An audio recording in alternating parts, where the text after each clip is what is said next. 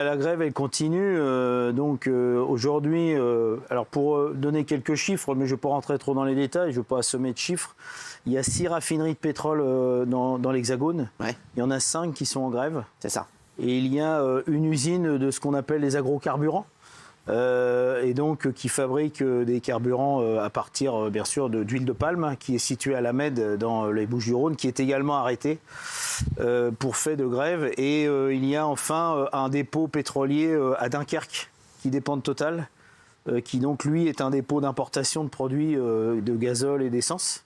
D'accord. Et qui est aussi en grève. Donc on en est là aujourd'hui. Ce qu'il faut noter, c'est que la 5e raffinerie, donc qui est celle de Total Énergie de Donge, dans le 44, près de Nantes, est entrée en grève hier à l'annonce de Madame Borne, quand elle a annoncé qu'elle allait recourir aux réquisitions. Donc c'est une mesure, on va dire, de solidarité, alors qu'ils n'étaient pas en grève jusque-là. Combien va durer la situation? Combien de temps va durer la situation? Ça, je crois qu'il faudrait que vous invitiez monsieur Patrick Pouyanné, qui est le PDG de Total, à votre émission pour le savoir, parce que nous, cette situation, elle dure depuis le mois de mars. D'accord. En mars dernier, parce qu'effectivement, on n'est pas dans la grève préventive, on a fait des demandes de négociation, d'ouverture de négociation sur les salaires dans le pétrole, au vu de l'inflation qui touche tout le monde. Et puis, on a eu en fait absence de réponse de la part de la direction. On a également organisé une grève de 24 heures au mois de juin chez Total. Il y a eu une grève chez Total de 24 heures. C'est passé totalement inaperçu et d'ailleurs on ne cherche pas forcément la médiatisation. Mais ceci étant, on a dit attention, là il faut répondre. Il n'y a pas eu d'impact sur l'approvisionnement. Il faut répondre aux demandes qui sont exprimées par les travailleurs. Alors vous allez nous dire les demandes dans un instant. Voilà. Total affirme... et je termine simplement en disant qu'au mois de juillet, il y a eu 48 heures de grève. On a encore eu une fin de non-recevoir. Et en septembre, quand on a demandé, donc là il fallait vraiment répondre, M. Pouyanné, le 27 septembre, au lieu de répondre à ça, il a annoncé publiquement qu'il dégageait 2,6 milliards de dividendes supplémentaires pour les actionnaires au titre de 2022. Donc on est face à une direction qui est assez arrogante et aujourd'hui on est face toujours à un mur. D'accord. Alors aujourd'hui, quand Total affirme que les grévistes gagnent environ 5 000 € par mois avec les primes, vous réagissez comment? C'est totalement faux. Je ne sais pas comment ils font leurs calculs. J'ai ici dans mon portable une feuille de paye d'un opérateur de raffinerie. 1700 €? Non, c'est un peu... 1400, non? Ah non, c'est un peu plus quand même. D'accord. Non, un opérateur de raffinerie qui a 20 ans d'ancienneté, qui donc est consoliste, il gagne environ 2 900 € par mois. D'accord. Avec ça, donc, sont incluses les primes de ce qu'on appelle les primes de quart, c'est-à-dire les primes de travail de nuit, 3-8, 24-24, y compris le jour de Noël, et puis les primes de pénibilité pour les travaux, la dangerosité des travaux, etc. Donc on est quand même assez loin. Mais pas l'intérêt, vous pas la êtes- prime vous êtes- d'intéressement, vous- il est s'il vous plaît. sur les bénéfices. Alors, oui. La prime d'intéressement, en fait, il y a eu une prime exceptionnelle chez Total l'année dernière, mais cette prime, elle est due au super profit que Total a fait l'année dernière. Donc, on est vraiment sur quelque chose de spot et le salaire des travailleurs dans le pétrole n'est absolument pas ce que prétend... Vous êtes plus proche des 5 000 €? Des combien? Vous êtes plus proche des 5 000 €? Ah non, moi je ne suis pas du tout à 5 000. D'ailleurs, les travailleurs, ils disent, mais quand ils ont entendu la direction de Total dire ça, on dit, mais on abandonne nos revendications. Et en fait, ce qu'on veut, c'est ce que dit Pouyanné, c'est-à-dire les 5 000 balles. On les prend tout de suite, on arrête tout. D'accord, ouais. Donc aujourd'hui, c'est pas du tout ça? Non, pas du tout. Vous gagnez, vous êtes à peu près à combien? Moi, je suis à 3 000 €. D'accord. 3 000 € comme vous nous disiez il y a un instant, 2009, 3 000, quoi. Oui, c'est ça, exactement. D'accord. Et vous souhaiteriez quoi? Alors, ce qui est demandé, alors on parle de Total, mais il y a aussi ExxonMobil. Bien sûr, ça c'est en train de plus ou moins, ça avance mieux. ExxonMobil, vous savez, il y a toujours des grèves là aujourd'hui. Oui, je sais, mais bon, Total, ça reste le... D'accord. Ouais. Si vous voulez vous demandez balayer quoi d'un revers de manche 30% des capacités de raffinage en France, moi, il n'y a pas de problème. Non, bien sûr, mais Total, parce que vous vouliez quoi? Vous voudriez quoi? La demande chez Total, c'est simplement 7% de rattrapage de pouvoir d'achat au titre de 2022, parce que c'est le cas. Il y a eu 7% de perte de pouvoir d'achat et 3%. Donc c'est ces 3%-là qui sont demandés pour, on va dire, partage des richesses créées par les travailleurs. Donc, c'est-à-dire, ça fait 10. En tout, ça fait 10%, d'augmentation de salaire. 7% de rattrapage, 3% pour cette année. 10%, donc vous voudriez environ 300 € par mois en plus. C'est ça. D'accord. Et donc... Une prime de reprise aussi? Oh, ça, c'est pour l'instant envisagé. Et qu'est-ce qu'on vous donne pour l'instant? Ils ont dit oui à quoi? Ah, rien. On s'est jamais réunis. Donc pour l'instant, rien. Non. On entend dans les médias qu'il y aurait une première avancée qui serait à 3,5% d'augmentation. Ouais, c'est ça, c'est pour ça, c'est ce qu'on entend. Eh ben, ça, c'est... en fait, ça ne... Combien ça ne vient pas d'une réunion de concertation. C'est un chiffre qui a été envoyé dans les médias ou par Internet peut-être aux organisations syndicales chez Total. Mais en tout cas, il n'y a pas eu de concertation, de négociation, comme on fait les négociations collectives normalement. Donc vous, si vous avez ces 10% d'augmentation, tout repart. Oui. Et les jours de grève payés aussi, non? Ah, ça, c'est pas non plus dans la balance pour l'instant. Non, c'est juste les 10%. Et aujourd'hui, c'en est où? C'est au point mort? Alors, demain, il y a peut-être une réunion qui est prévue. D'accord. Entre qui et qui? Entre la direction et les organisations syndicales. D'accord. La direction Total. Est-ce que vous pensez que vous allez pouvoir obtenir ces 10%? Est-ce que c'est 10%? Vous savez, une négociation, on sait qu'on n'obtient pas 100% Exactement. de ce qu'on demande. Donc voilà, on a l'habitude de négocier à la CGT. Donc si quoi, à 7%, ça passera? Ah bah ça, moi je ne me mets pas, je me mets pas à la place des grévistes. Voilà. Vous avez des dates? Non mais... C'est ici que se passe la négo. Non, mais on ne sait jamais. Non, parce qu'il y a le président qui a dit, que ça allait se régler semaine prochaine. Dans le courant de la semaine prochaine. Oui, le président Macron. Ah bah il faudrait qu'il me donne sa boule de cristal, ça m'intéresse.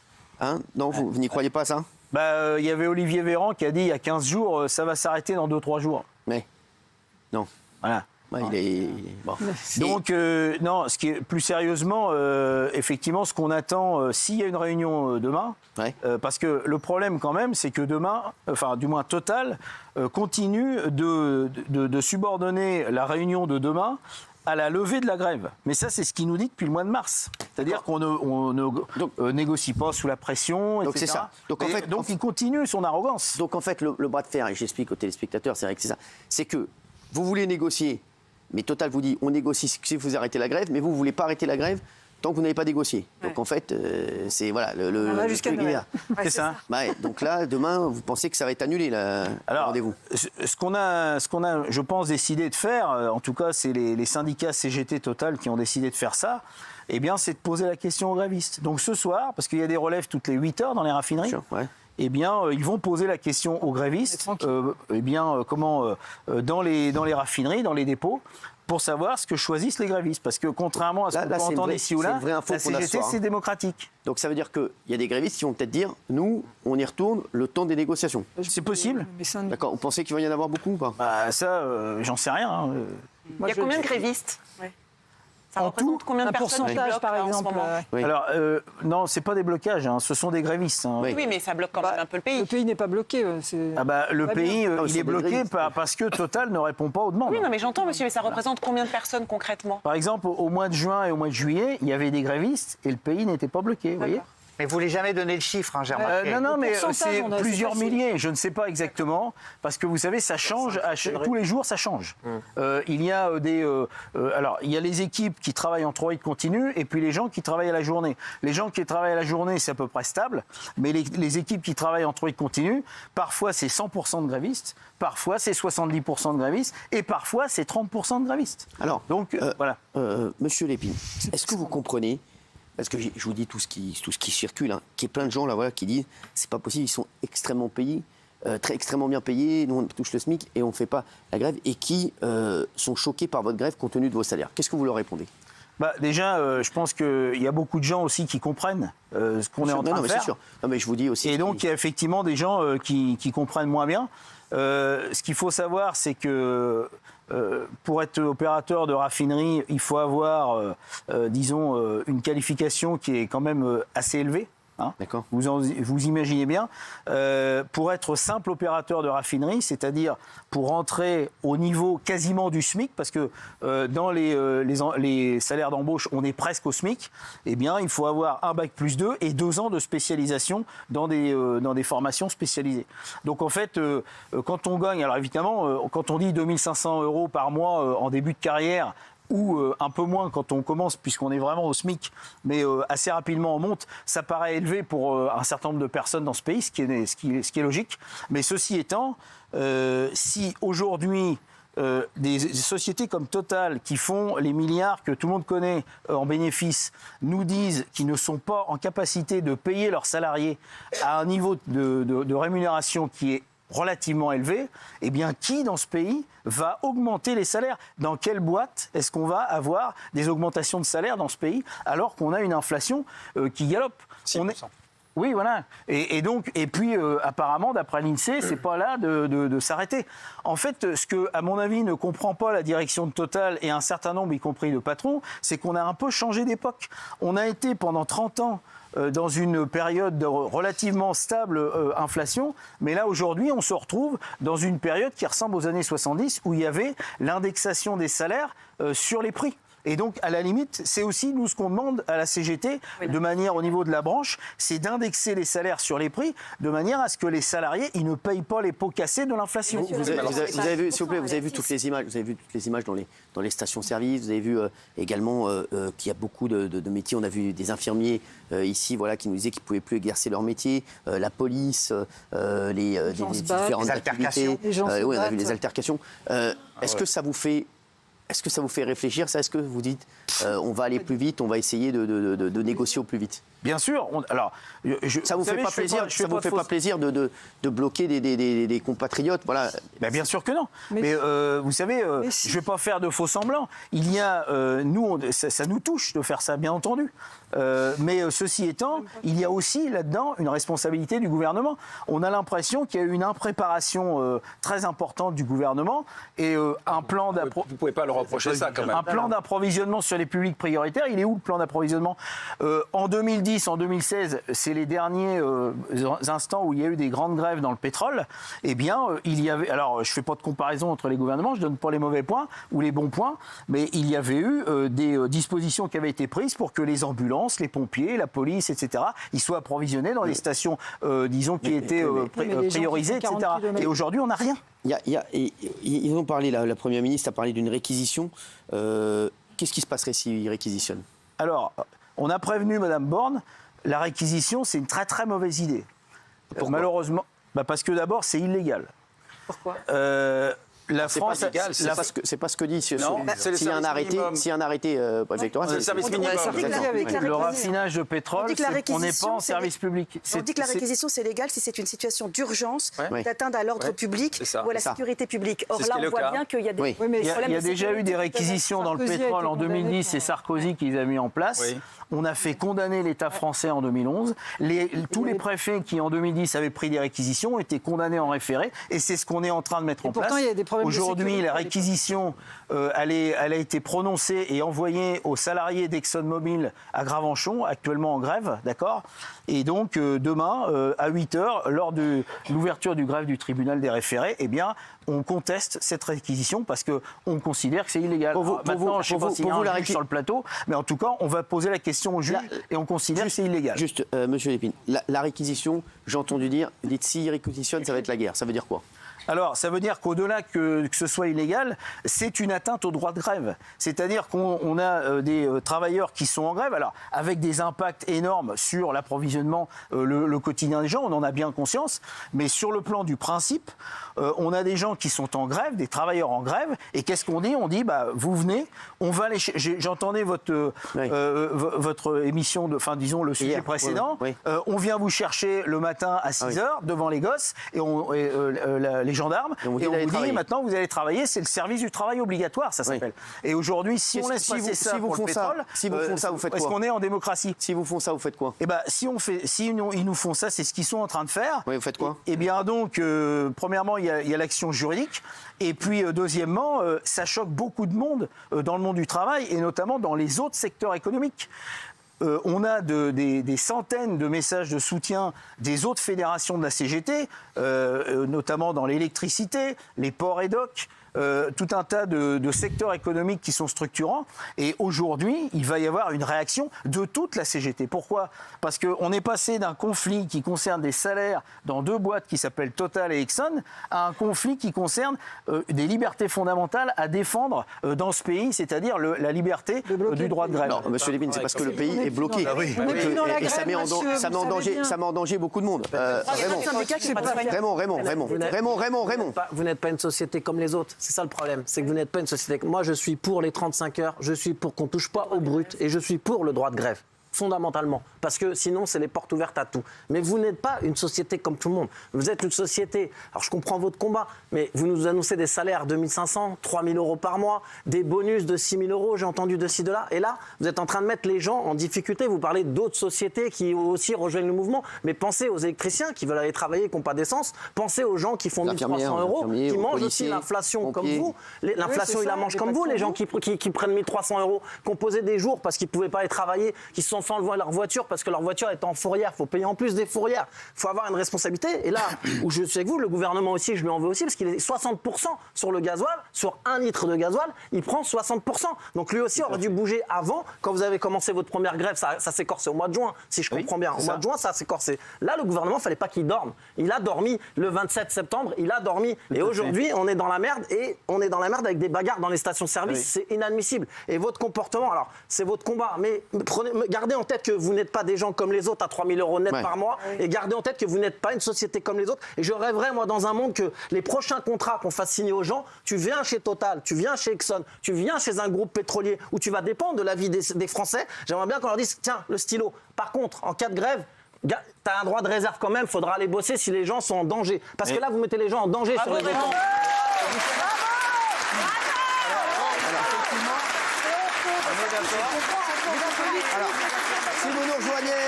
Si vous nous rejoignez à 21h15 avec Emmanuel Lépine, secrétaire général de la CGT Pétrole. D'accord.